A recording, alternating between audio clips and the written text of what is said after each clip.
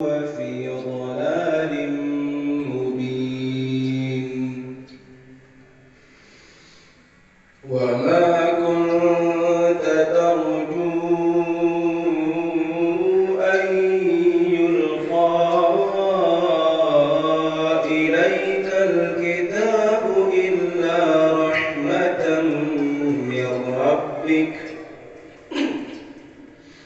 فلا تكونن ظهيرا للكافرين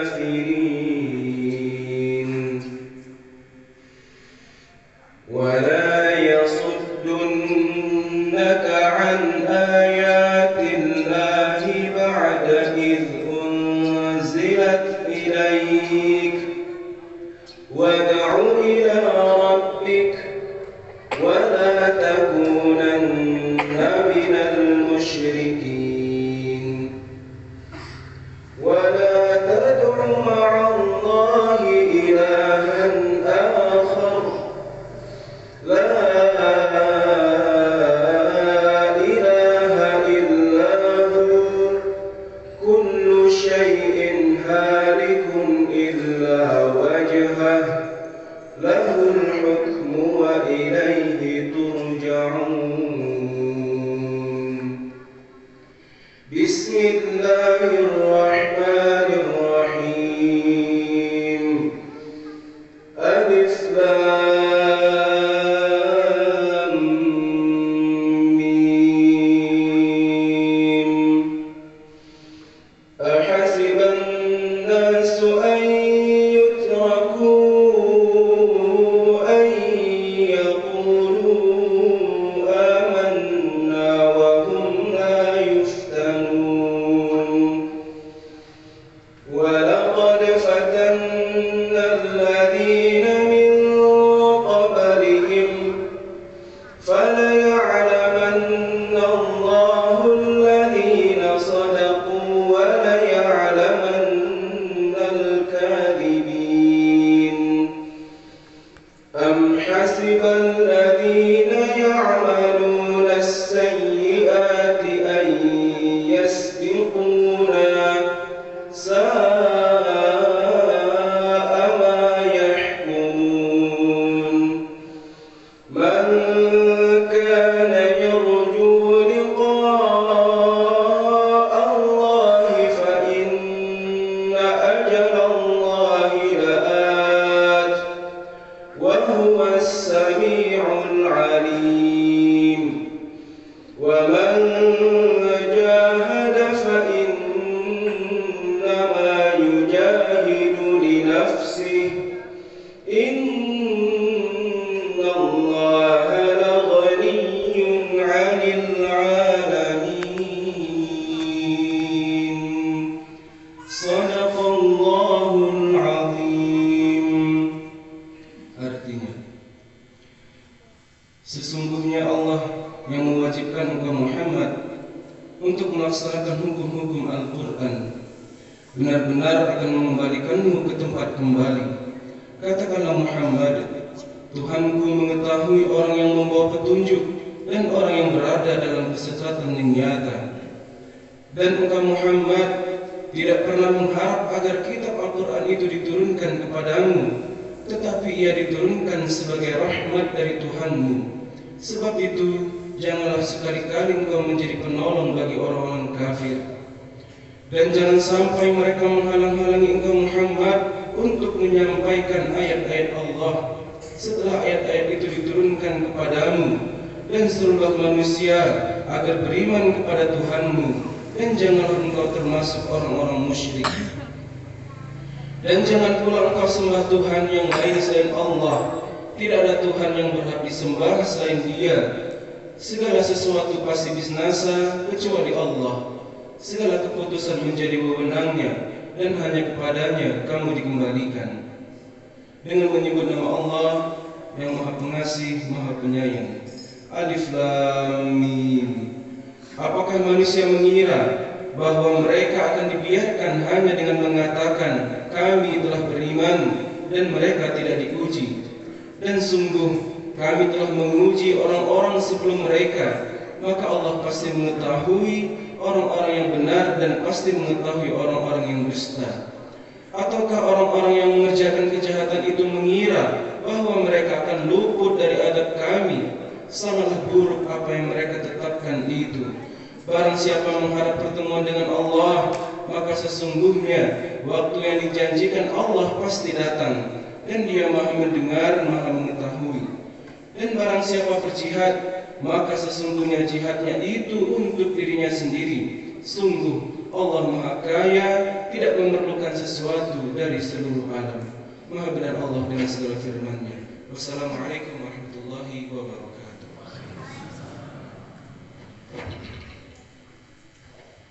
Terima kasih kita ucapkan kepada Ustaz Adri Adinata SPDKR yang telah membacakan kepada kita surah Al-Qasas dari ayat 85 sampai ayat 88, dan dilanjutkan dengan surah Al-Ankabut dari ayat 1 sampai ayat 6.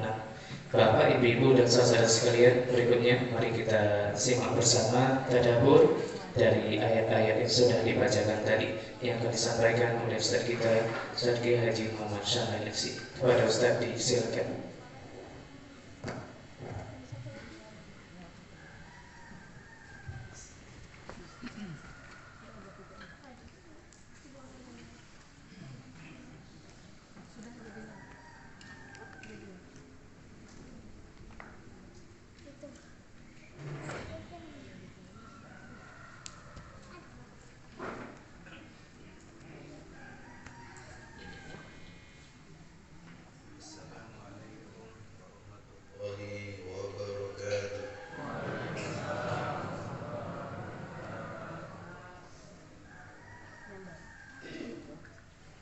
Alhamdulillahirabbil alamin. Wassalatu wassalamu ala asyrafil anbiya'i wal mursalin nabiyina Muhammadin wa ala alihi wa ashabihi ajma'in.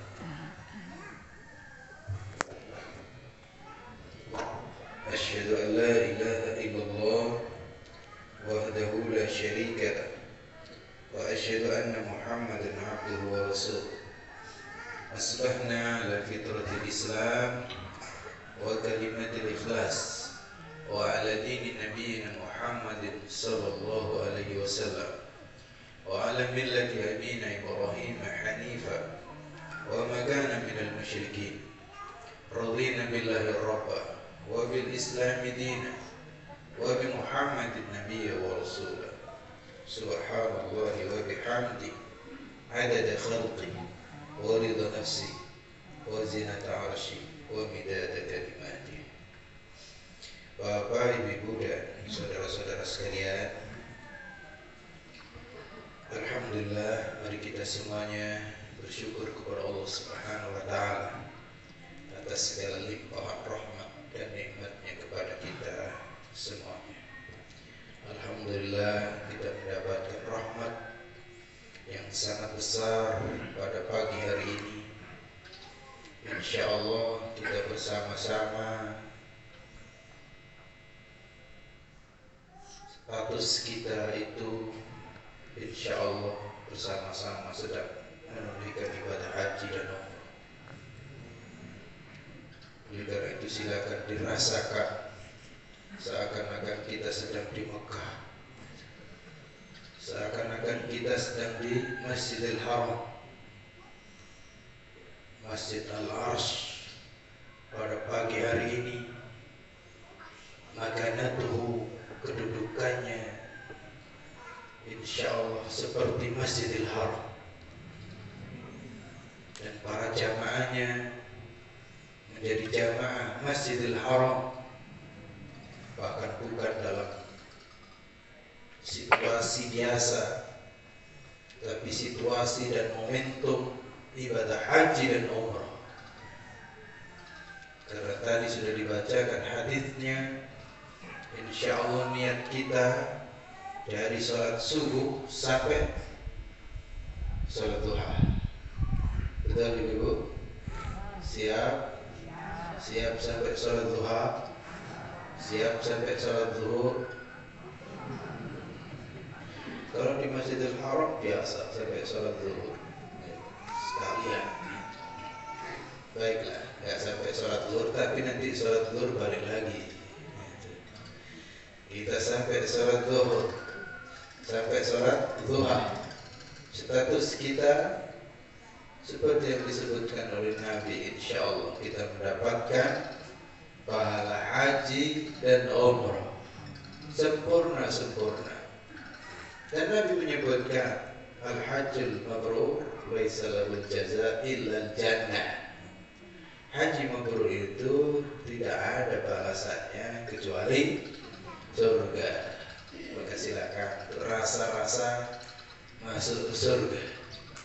Iya, karena di dalam Al-Quran kita itu dibacakan ayat-ayat yang kita bisa merasakan seakan-akan kita sudah berada di dalam surga. Inna lil muttaqina mafaza hadaiqa wa anaba wa kawa'iba atsraba wa ka'san dihaqa. Sesungguhnya bagi orang-orang yang bertakwa itu mendapatkan kemenangan, kesuksesan yang sangat besar, yaitu mendapatkan hadaiqa wa anaba, kebun-kebun yang rindang penuh dengan tanaman buah-buahan yang siap petik, tak pakai mupuk dulu. Wa anaba, dan buah-buah anggurnya lebat sekali. Wa kawa'iba atsraba, dan ada pasangan yang sebaya, seusia semuanya. Tapi maksudnya seusia di sini adalah seusia muda semuanya. Kalau seusia kakek nenek ya agak susah. Tapi ini tidak. Wa kawa'iba atsraba, seusia yang sangat muda belia. Oleh karena itu ibu-ibu, bapak yang sudah mulai agak tua, tenang, gak ada masalah.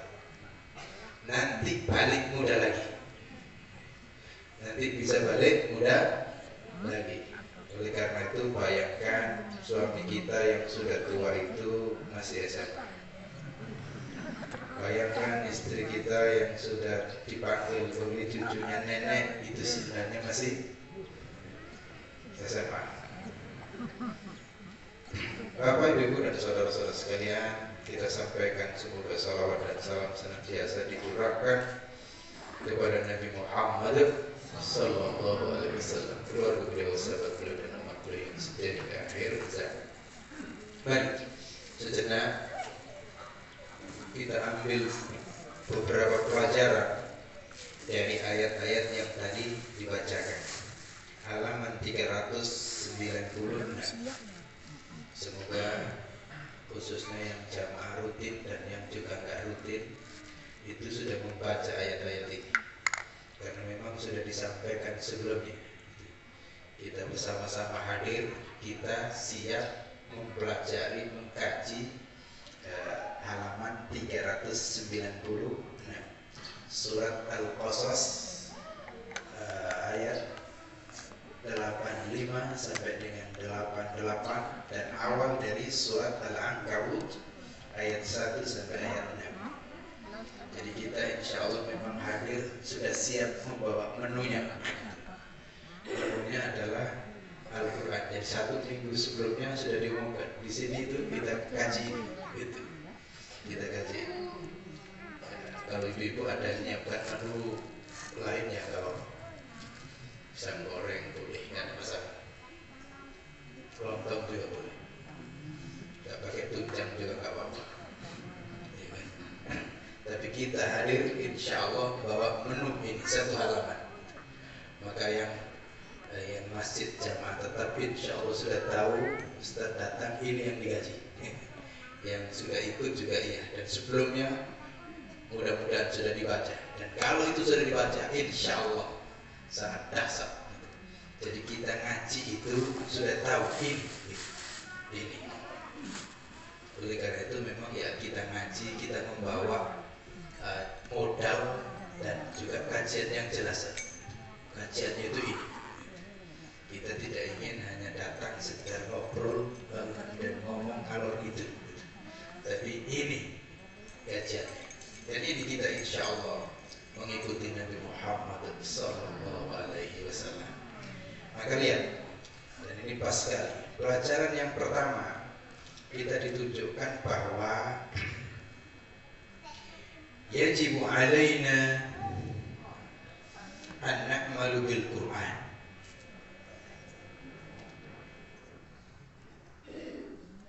Wa nu'allimahu wa nuballighahu. Wajib atas kita itu mengamalkan Al-Quran, mempelajarinya dan menyampaikannya. Lihat, Allah Subhanahu wa ta'ala menegaskan, innal ladzi farada 'alaikal Qur'an laradduka ila ma'ad. Sesungguhnya Allah, zat yang telah mewajibkan atas kamu wahai Muhammad Al-Quran, mewajibkan untuk menyampaikannya, mewajibkan untuk mengajarkannya, mewajibkan untuk mengamalkannya. Pasti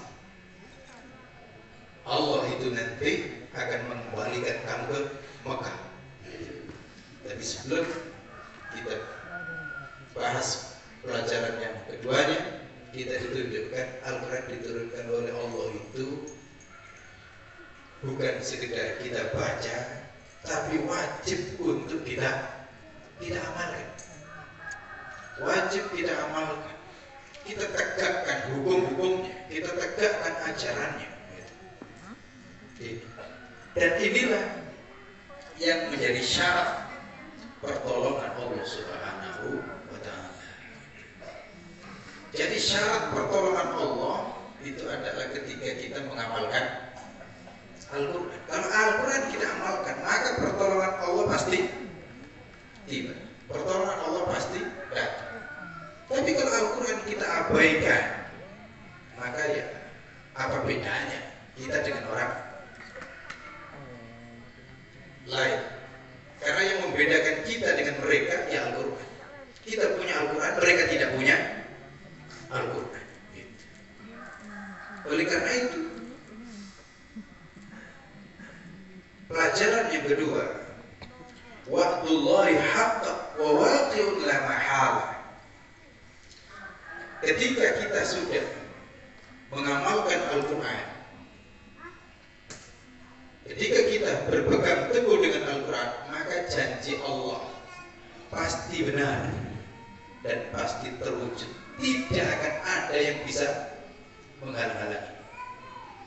Dan inilah salah satu juga ayat yang menunjukkan kebenaran Al-Quran dan kemukjizatan Al-Quran. Dan mungkin ini belum terbayang dulu. Ketika ayat ini turun, ya belum terbayang bagaimana Nabi dan para sahabat yang diusir dari Makkah ke Madinah dalam kondisi sangat lemah, tapi Allah berjanji laradduka ila ma'ad. Pasti Allah itu akan mengembalikan kamu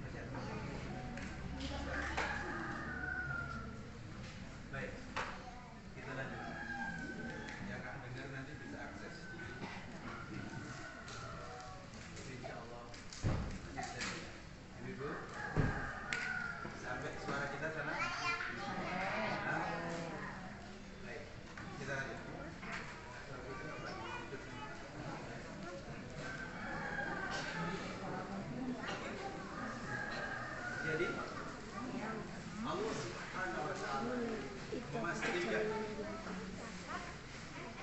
Nabi diusir dari kaum saat itu pasti Allah Subhanahu wa taala punya ini punya uni kemarin ada punya pengajian punya uni kemarin itu tapi beli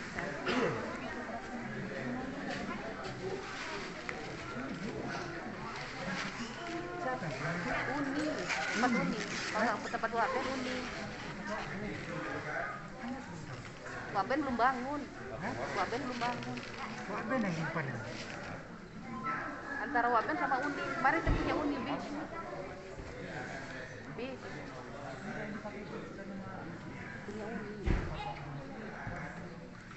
punya uni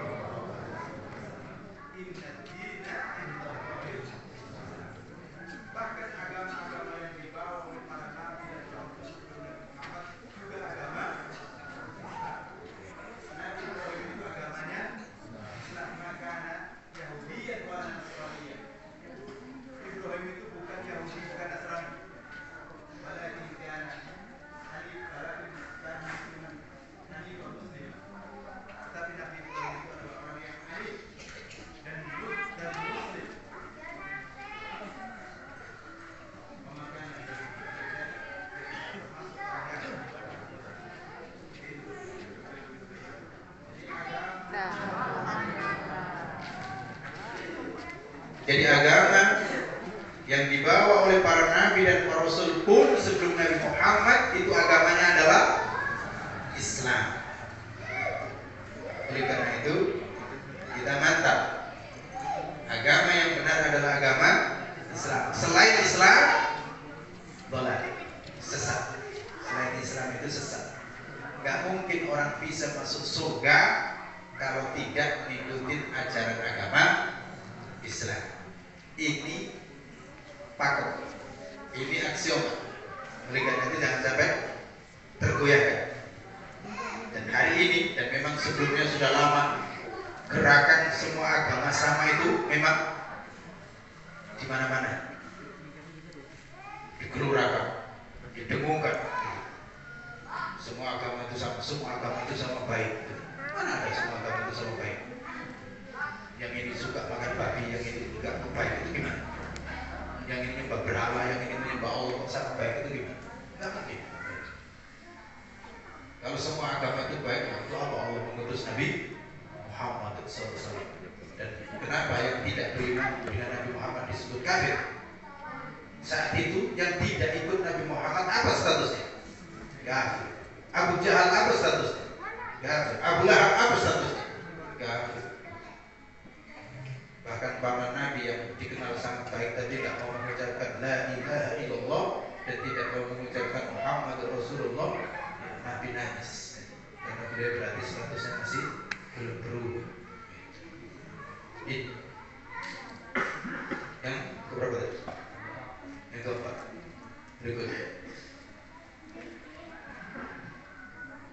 An-nahyu, ini ada di kitab ini. An-nahyu an i'anati ahli dhalal. Larangan menolong atau membantu orang yang sesat. Jadi kita itu dilarang menolong, membantu orang yang sesat. Membantu apanya? Membantu kesesatannya, membantu ketolimannya. Itu nggak boleh. Karena kewajiban kita orang Islam, kalau ada orang sesat justru kita tarik, jangan. Orang sesat itu kan ibarat mau nyemplung sumur. Ada orang mau nyemplung sumur itu kita tarik mundur atau kita dorong maju. Itu sebenarnya. Bagaimana kalau ada orang yang mau nyemplung sumur lalu kemudian kita dorong, bagus. Itu dosa itu. Gitu. Yang waras itu adalah jangan. Meskipun kadang-kadang berontak, diselamatkan tapi berontak. Begitu juga kalau kita melihat ada orang yang berjudi, gimana? Ayo bagus, saya belikan lampu ya biar tambah senang. Itu dosa itu nggak boleh. Ya, saya belikan lampu, saya kirim nanti pisang goreng ya. Jadi yang judi dikirim pisang goreng, dikirim kopi, itu tidak boleh. Yang pantas untuk dikirim pisang goreng, yang pantas dikirim kopi itu adalah anak-anak yang sedang ngaji. Tapi bapaknya juga, anaknya pisang goreng, bapaknya kopinya itu. Ya, anaknya suruh ngaji, bapaknya nggak ngaji. Jadi gitu. Jadi di dalam Islam ingat, kita bukan sekedar nggak boleh zalim, tapi kita juga nggak boleh membantu orang yang zalim. Nggak boleh kita membantu orang yang musyrik supaya tambah musyrik. Nggak boleh kita bantu orang kafir supaya tambah kafir. Ini disebutkan di mana? Fala takunanna dhahiran lil kafirin. Maka janganlah kamu wahai Muhammad sekali-kali membantu, menolong bagi orang-orang yang kafir. Maka Nabi berlepas diri dari mereka yang menyembah berhala. Karena itu Nabi nggak pernah mengatakan nggak apa-apa sembahlah berhala. Yang penting kami nggak ganggu kalian. Nggak juga. Diterangkan bahwa menyembah berhala itu adalah musyrik. Minum-minuman khamr itu adalah haram. Ya, berikut. Yang kelima, al-amru bit tamassuki bi tauhidillah wal bu'di 'ani syirki bih. Perintah berpegang teguh dengan tauhid dan menjauhi kesyirikan wal musyrikin dan orang-orang musyrik. Jadi kita itu diperintah oleh Allah Subhanahu wa taala berpegang teguh dengan ajaran tauhid. La ilaha illallah. Ini menjadi ucapan yang kita pegang teguh. Semoga menjadi ucapan yang juga nanti menjadi ucapan terakhir kita ucapkan. Dan kita amalkan bahwa kita tidak menyembah kecuali Allah Subhanahu wa taala. Tapi tidak cukup itu, harus juga menjauhi kemusyrikan dan menjauhi orang-orang musyrik. Karena itulah maka di sini kita diingatkan oleh Allah Subhanahu wa taala, Nabi yang diingatkan oleh Allah, wad'u ila rabbik. Berdoalah kamu kepada Tuhanmu, beribadahlah kamu kepada Tuhanmu. Wala takunanna takunanna minal musyrikin, dan janganlah kamu sekali-kali termasuk orang musyrik, bergabung dengan orang-orang musyrik. Wala tad'u ma'allahi ilahan akhar, jangan sampai kamu menyembah bersama Allah Tuhan yang lain. La ilaha illahu, tidak ada Tuhan selain Dia. Kullu syai'in halikun illa wajhah, semua pasti akan binasa, akan hancur kecuali wajah Allah, kecuali Allah Subhanahu wa ta'ala saja. Lahul hukmu wa ilaihi turja'un, hanya miliknya hukum itu. Karena itu maka kita harus tunduk dan patuh dengan hukum Allah. Wa ilaihi turja'un, dan hanya kepadanya kalian dikembalikan. Sebelumnya ada pelajaran yang sangat penting dari terlewat. Ini Nabi itu diingatkan oleh Allah, wala yasuddunaka an ayatillahi ba'da id unzilat ilaik, dan janganlah sekali-kali menghalang-halangi kamu dari ayat-ayat Allah. Dan janganlah sekali-kali orang-orang kafir itu menghalang-halangi kamu dari ayat-ayat Allah setelah ayat-ayat Allah itu diturunkan kepada. Apa artinya? Pelajarannya adalah bahwa orang-orang kafir itu akan terus berusaha untuk menghalang-halangi kita dengan Al-Quran. Gitu. Baik, ini Nabi Muhammad saja itu mereka goda sedemikian rupa, mereka halang-halangi dengan cara yang halus sampai dengan cara yang kasar, agar Nabi Muhammad itu tidak menyampaikan Al-Quran dengan baik, agar Nabi Muhammad itu tidak mengamalkan Al-Quran dengan baik, agar Nabi Muhammad itu tidak mendakwahkan Al-Quran dengan baik. Maka apalagi kita. Oleh karena itu jangan sampai kita pernah merasa aman. Kita harus tahu bahwa orang-orang kafir itu pasti akan berusaha menjauhkan kita dari ajaran Islam. Itu begitu.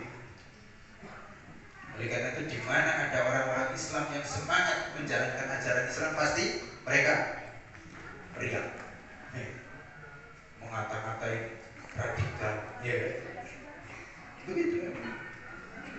Dikata-katai radikal, dikata-katai teroris dan seterusnya. Oleh karena itu hendaknya kita betul-betul menjaga diri, jangan sampai kita itu mau dijauhkan oleh mereka dari Al-Quran.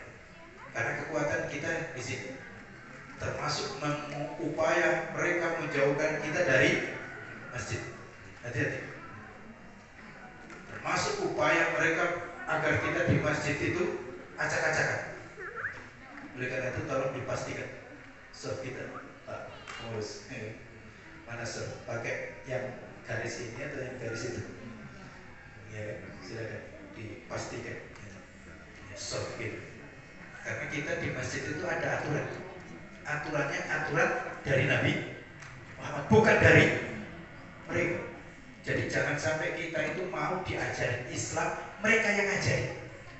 Bagaimana mereka itu ngajarin kita berislam? Bagaimana mereka itu ngajarin kita masuk masjid? Kan gak mungkin sebenarnya. Tapi mereka mulai masuk itu. Kita diajarin bagaimana kita masuk masjid. Loh, kok mereka ngajarin kita? Termasuk juga mereka mau ngajarin bagaimana mendidik anak. Bagaimana mereka itu bisa mendidik anak dengan baik? Supaya anak itu diperdengarkan nyanyian terus. Maka mereka ya aneh. Kalau ada santri nyumbat telinga, mereka anggap itu nggak benar. Ini didikan yang sudah salah dari awal. Itu kayak mereka ngerti aja pendidikan. Oleh karena itu hendaknya betul-betul kita pasang kuda-kuda bahwa kita tidak mau diajarin oleh mereka tentang Islam. Siapa yang ngerti Islam? Ya kan kita, bukan mereka. Yang ngerti Islam ya kita. Karena kita baca Al-Quran, baca hadis. Mereka ngerti apa? Kalau mereka ngatur mana dalam kehidupan mereka ya terserah. Tapi kalau mereka ngatur kita di masjid, ini kan benar. Sudah. Ngatur kita, keluarga kita, bagaimana rumah tangga, ngatur ngatur didik anak dan seterusnya, lu kok ngikut mereka? Ya gak kabar. Dan ini sebenarnya yang mereka inginkan. Oleh karena itu mereka buat peta, kotak-kotak. Ada Islam radikal, ada Islam garis tengah, ada Islam garis lunak. Gimana? Itu kan akal-akal mereka. Terus mereka mendengungkan Islam itu yang benar, Islam yang moderat ala mereka. Ya semenjak dulu ya memang Islam itu moderat, siratal mustaqim, lurus, gak kanan gak kiri. Tapi mereka mencoba gimana gak kanan gak kiri itu, yang sholat jarang-jarang, itu yang gak kanan gak kiri. Ya, sholat biasa saja, kadang sholat kadang gak usah ngajak-ngajak kan gitu, yang gak moderat, enak saja. Jadi jangan sampai kita mau diajari Islam oleh mereka. Dan begitulah anehnya, mereka gak ngerti Islam juga ngajarin kita tentang Islam. Ini memang ya aneh, betul-betul aneh. Dan yang heran itu banyak yang bangga. Ulang dapat gelar doktor dari mereka sendiri. Loh kenapa ya? Yang ngasih orang kafir. Maka kita diingatkan oleh Allah Subhanahu wa Ta'ala. Dan ini Nabi Muhammad yang diingatkan oleh Allah. Kalau Nabi Muhammad saja diingatkan, apalagi kita. Dan kalau Nabi Muhammad saja mereka goda, mereka bujuk, apalagi kita. Jadi ini dari awal, baik kaum musyrikin yang di Mekah kan begitu juga. Mereka sudah ngajak, wahai Muhammad, udah kita damai. Sekali-kali kami ikut kamu, sekali-kali kamu ikut kami, kan gitu. Maka turun ayat, Qul ya ayyuhal kafirun, turun surat itu. Maka jelas, nggak bisa. Jangan ngajarin kami berislam. Islam itu dasarnya Quran dan Sunnah, sebagaimana yang diterangkan para ulama kita semua. Musyrik begitu, Yahudi pun sama. Di Madinah gitu juga. Di Madinah ketemu dengan orang-orang Yahudi, Nasrani sama juga. Ngajak jalan. Kita kadang-kadang pakai ya ajaran dan pakai ajaran kami kan gitu. Maka turun walan tarwaqal yahudu walan nasr hatta tattabi'a millatahum. Gitu. Kalau ini tuh Yahudi dan Nasrani kan.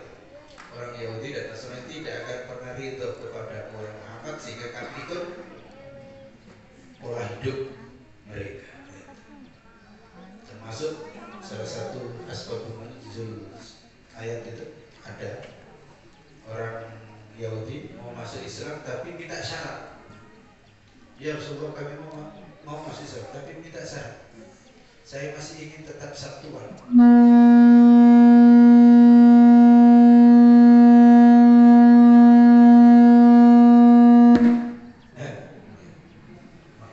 Jadi orang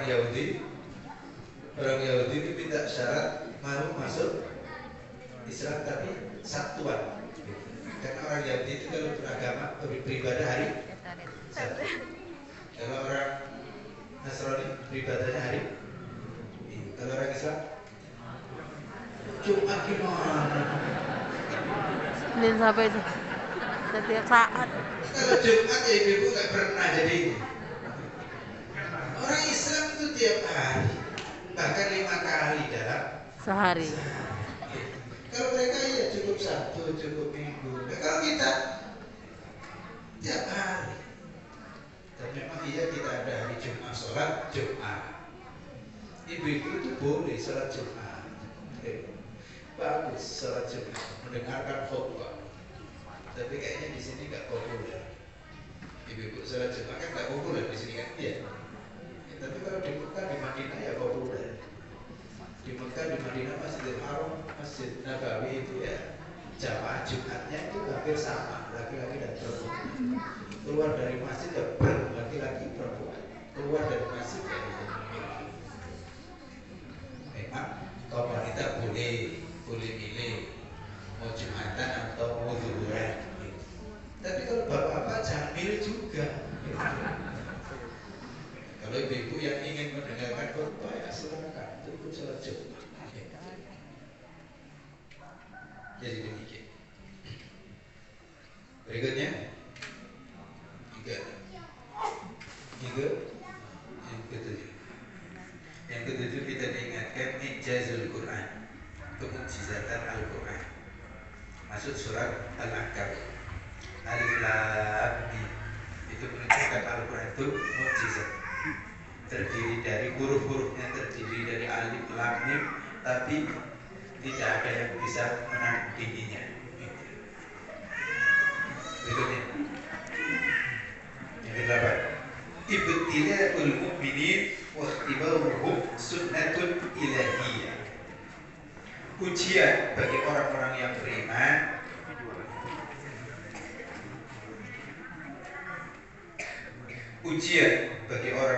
beriman itu adalah merupakan sunnatun ilahiyah, sunnatullah.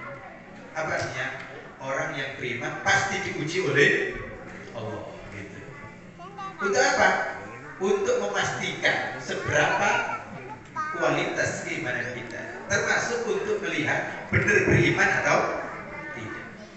Kalau kita ingin tahu ini emas atau bukan, gimana? Ripakan. Itu untuk membuktikan ini emas beneran atau emas palsu. Begitu.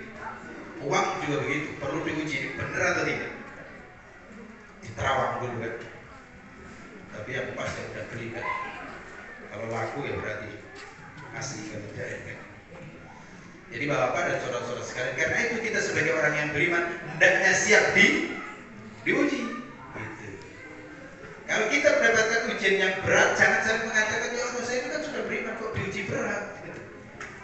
Justru semakin berat ujian, semakin menunjukkan kualitas keimanan, dan naiknya berarti nanti juga mendapatkan predikat yang tinggi. Karena ini hampir sama dengan sekolah.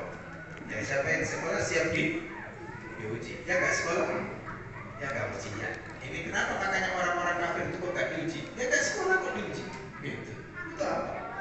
Mengapa orang kafir kira-kira nggak begitu perlu diuji? Ya kan udah pasti masuk neraka. Orang kafir itu sudah pasti masuk, neraka diuji apa lagi? Sementara orang yang beriman inilah yang punya peluang masuk neraka atau tidak. Maka perlu diuji keimanannya benar-benar atau tidak. Gitu. Dan begitulah dari dulu sampai hari kiamat. Nah, Nabi saja diuji. Nabi itu sudah jelas dijamin oleh Allah, karena memang selalu dijaga oleh Allah masuk surga, tapi ya tetap diuji supaya orang tidak berpandangan Nabi itu enak ya, dan sholat subuh dan masuk surga. Ya enggak. Nabi justru malah duluan. Nabi justru malah paling banyak untuk berjuang. Begitu. Dan juga paling melarat. Kalau kita kan insya Allah belum sampai kan ganjar perut pakai batu. Nabi itu ganjar perut pakai batu. Dan itu Nabi. Nabi Isa apalagi, Nabi Musa juga begitu. Kemarin sudah kita terangkan bersama dengan istrinya, kedinginan, gak ada yang bilang makan dan seterusnya, bertahan. Ini ibu-ibu baru 3 hari gak dikasih belanja sudah. Kok yang ketawa yang laki-laki? Apakah begitu semua? Jadi ujiannya begitu. Nabi dengan Ummunah Khadijah bagaimana diuji oleh Allah, luar biasa.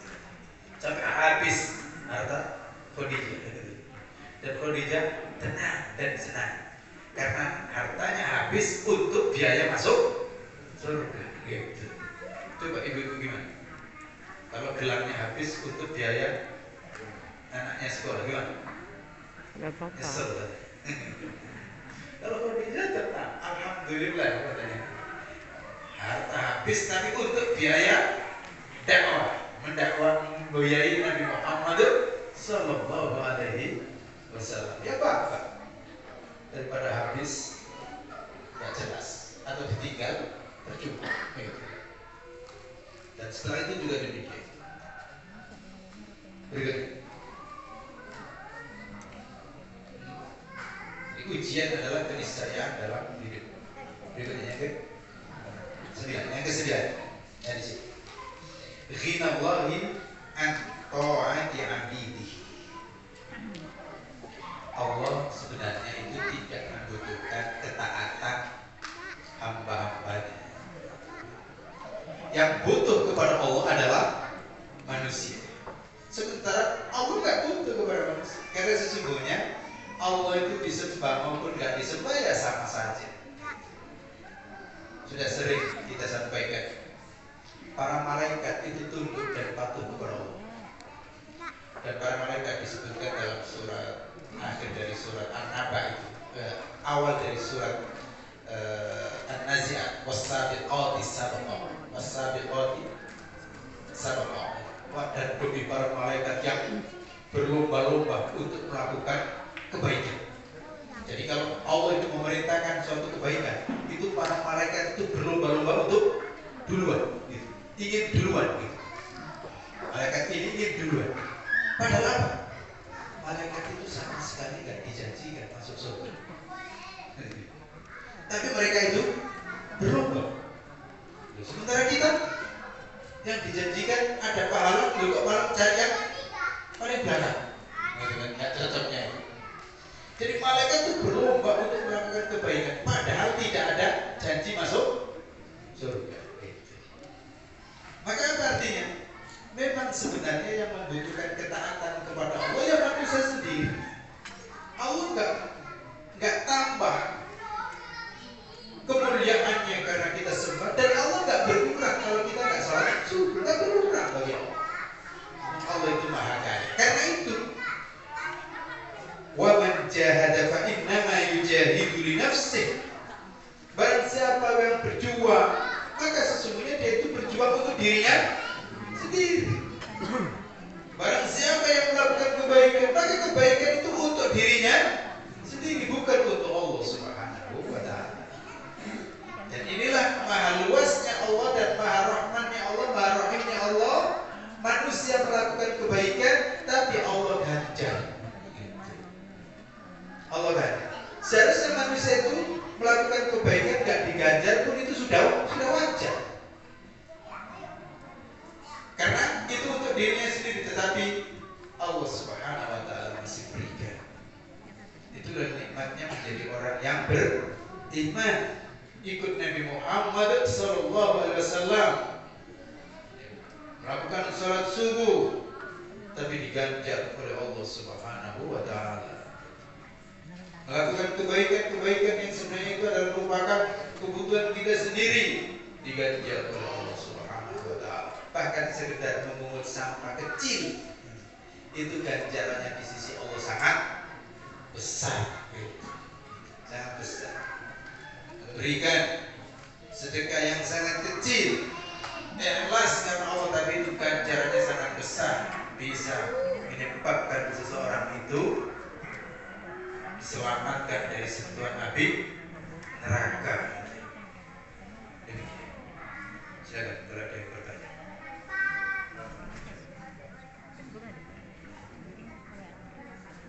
Masuk pertanyaannya kemarin. Masih ada PR.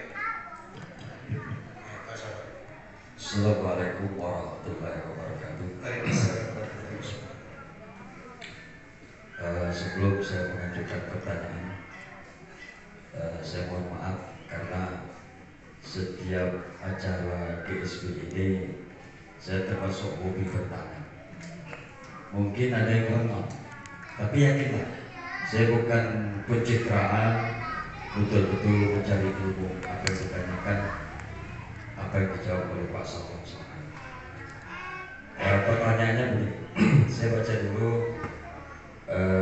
terjemahan ayat ini, insyaallah Pak Salom beritahu termasuk kita semua, yaitu tentang meninggal dunianya kita.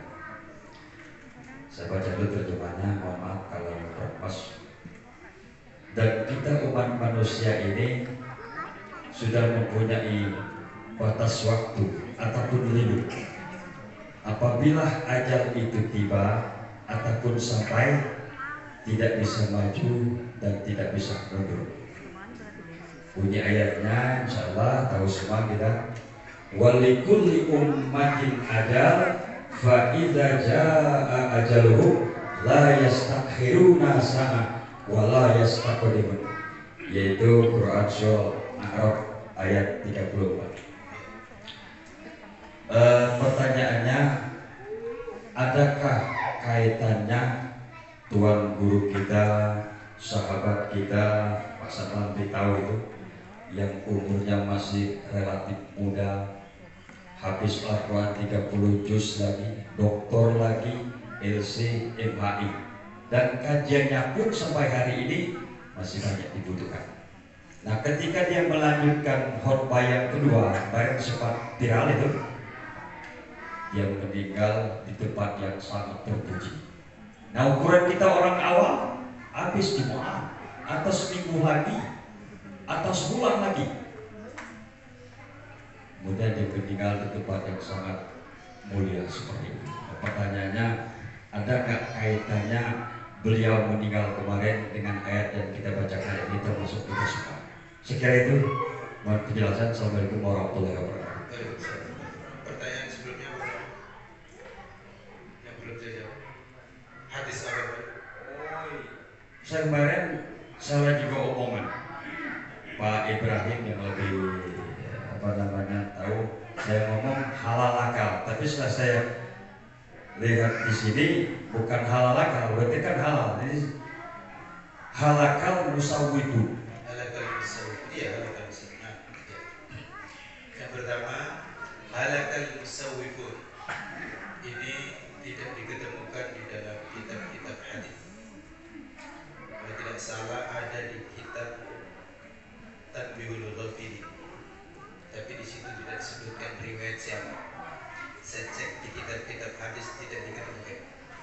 Oleh karena itu, sebelum kita tahu bahwa itu merupakan hadis yang ada di dalam kitab hadis, ya kita tidak berani mengatakan itu hadis.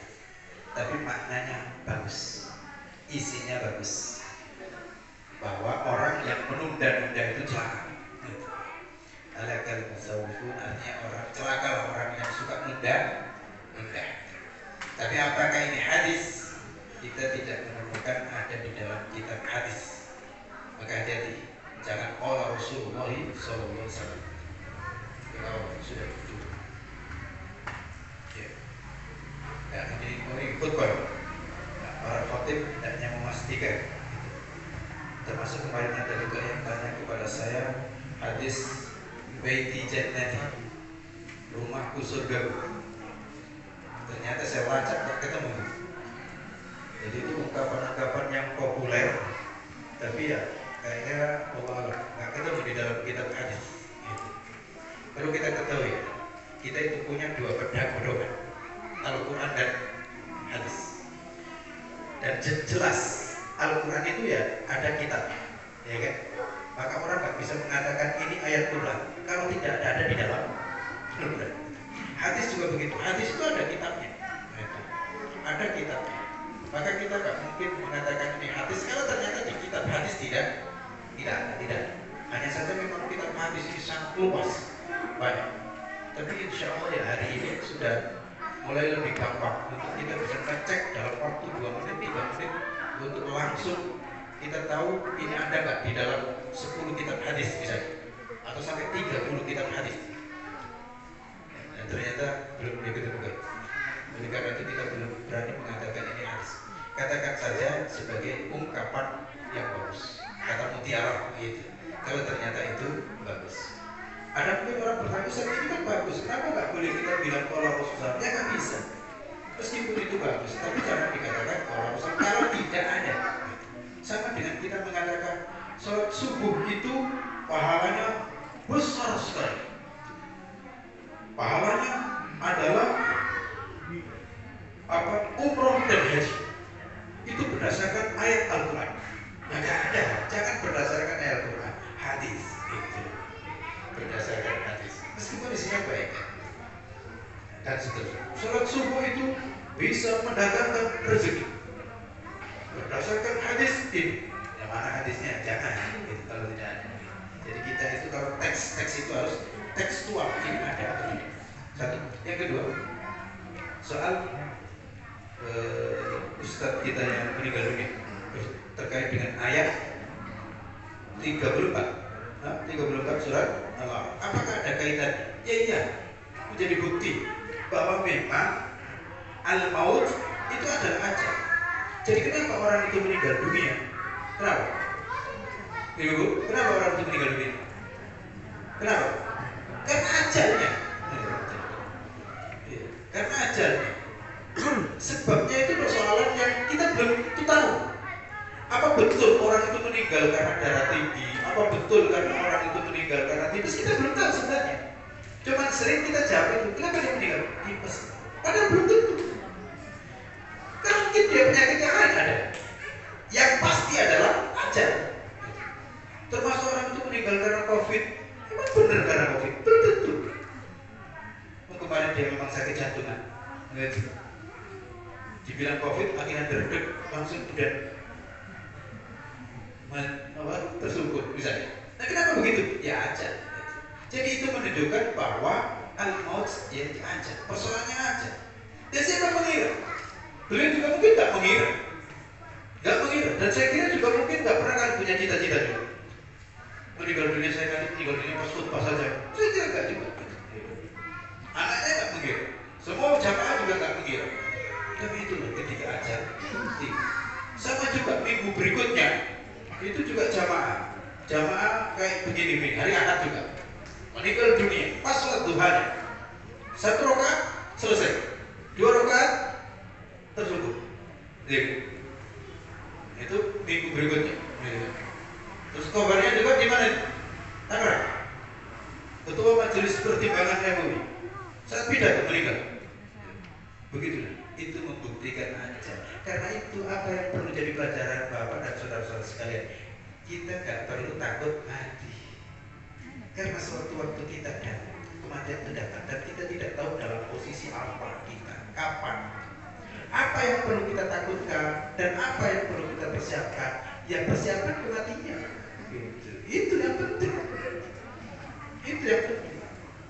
Sehingga kapanpun kita meninggal dunia, kita dalam posisi baik yang disebut husnul khotimah. Alhamdulillah kita meninggal dunia saat ada juga memang yang lepas baju, lepas ini, meninggal dunia di pantai-pantai. Ada juga yang pas nyanyi, bersungkur meninggal dunia. Ada juga yang setelah badminton duduk meninggal dunia. Kenapa? Karena angin duduk kali. Ya bukan, malaikat datang nyambut. Gitu. Ya gitu kondisi. Oleh karena itu apa? Jangan takut. Karena itulah orang beriman itu gak takut kematiannya. Ditakut-takutin nanti mati. Nah, emang dia yang mengendalikan kematian. Tapi yang penting bagi kita adalah mempersiapkan diri bagaimana supaya kita itu selalu melakukan kebaikan, dan saat kita melakukan kebaikan itulah ya Allah gak apa-apa. Kau cabut gitu. Begitu. Terima kasih. Jaga Lori.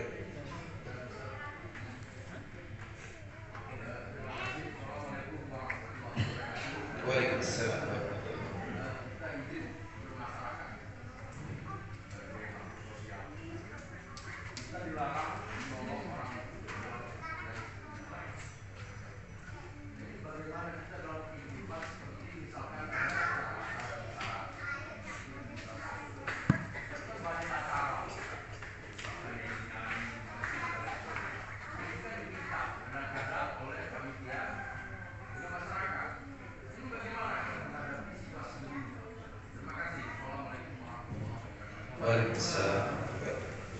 Sebisa mungkin dihindari. Ini memang ajarannya begitu. Pokoknya ajarannya itu kita nggak boleh membantu kezaliman dan orang-orang yang zalim. Kita nggak boleh membantu orang berbuat dosa. Sampai di dalam mazhab Imam Syafi'i, termasuk Imam Nawawi, menghadiri acara pernikahan itu gimana? Hukumnya apa? Menghadiri walimah, hukumnya apa? Wajib. Tapi beliau mengatakan kalau di situ ada seruling yang dibunyikan tidak wajib. Bayangkan, itu ada sekedar seruling. Tapi Imam Nawawi mengatakan tidak wajib. Bagaimana kalau jogetan? Iya. Oleh karena itu ya ibu-ibu, bapak, tolonglah kalau bikin acara itu sesuaikan. Kita ini orang Islam, maka suguhi orang Islam dengan ajaran Islam. Jangan kita ini orang Islam disuguhi dengan ajaran orang kafir. Gitu. Ya mohon maaf, kadang-kadang saya itu harus dada. Ini acara gak ada hadiri, gak enak, dihadiri, lu minta doa lagi. Terus setelah saya doa itu langsung ganti artis, celananya pendek. Masya Allah, itu menghina ustaz itu. Dan mohon maaf kalau begitu kadang-kadang ya saya tolak, mohon maaf. Tapi saya tolaknya ya masih, ya itu iman saya juga masih lemah. Kalau iman saya kuat langsung saya tolak, udah nggak ada. Tapi karena iman saya masih lemah juga, saya nggak bisa. Kayaknya ada cara, begitu. Memang ada cara juga ya. Ke belakang pesantren, ada cara. Ya karena kita tengok di situ langsung tertulis hiburan organ tunggal. Nah kalau sudah organ tunggal itu saya bisa memastikan itu udah. Namun saya doa di situ lalu organ tunggal gantikan. Ya bubar doanya tadi. Gimana kita minta doa kita dikabulkan oleh Allah, tapi setelah itu kita injak ajaran Allah. Seakan-akan menjadi kewajiban ada organ tunggal. Pada dasarnya sekedar musik duf, rebana, terus nyanyi yang bagus-bagus ya pada dasarnya masih boleh, khususnya di acara pernikahan. Tapi kalau sudah artis sebelah itu yang diundang, ya tahulah sendiri. Ustaz pas makan disuguhin goyangnya kayak begituan ini, mules sih bro. Jadi ya mohon maaf itu, nggak apa-apa yang gitu-gitu. Dan kita mulai harus berani. Orang berani memasarkan kemungkaran. Lu masa kita nggak berani memasarkan kebenaran? Tolong semuanya itu berpikir. Anak kita ini sehari, ya kan, sakral ini. Untuk kita undang acara yang tidak baik, gitu. Termasuk juga katanya syukuran 17 Agustus kan syukuran. Loh kok malah dangdutan? Itu bukan syukuran, kufuran. Ayolah kita mengamalkan ajaran Islam dan kita tinggalkan ajaran orang-orang itu. Itu tadi bukti bahwa mereka itu ingin supaya kita itu melakukan ajaran mereka, termasuk apa? Panjat pinang. Iya, yang bawa diinjak-injaknya yang atas naik gitu. Banyak ngambil apa itu? Sandal jepit. Gara-gara coba bikin acara-acara yang mendidik. Gak pakai baju kayak itu terus, ya kan begitu. Boros. Saya khawatir nanti itu perempuan begitu juga. Masya Allah. Gak ada. Nah, la Allah wal quwwata. Saya pikir gak ada. Tahu sampai. Saya belum tahu, baru terpikir. Karena biasanya ini. Nah, meninggal. Karena biasanya itulah, saya tuh heran juga. Ibu-ibu itu gak mau kalah. Kalau bapak begitu ya kami juga bisa. Nah buktinya sepak bola. Ya kan, futsal itu begitu juga. Ibu-ibu kan macam apa. Tapi juga gitu. Kalau ibu-ibu itu bisa juga sepak bola pakai rok, ya kami bawa pakai rok juga. Jangan dibawa pakai sepak bola pakai rok. Masya Allah. Lalu ini gendeng-gendeng itu. Iya. Jadi kan kita syukur seharusnya kan waras akal. Tapi bikin acara yang benar. Terima kasih. Mana ibu-ibu? Ada lagi? Siapa? Pimpinan Muhammad ya?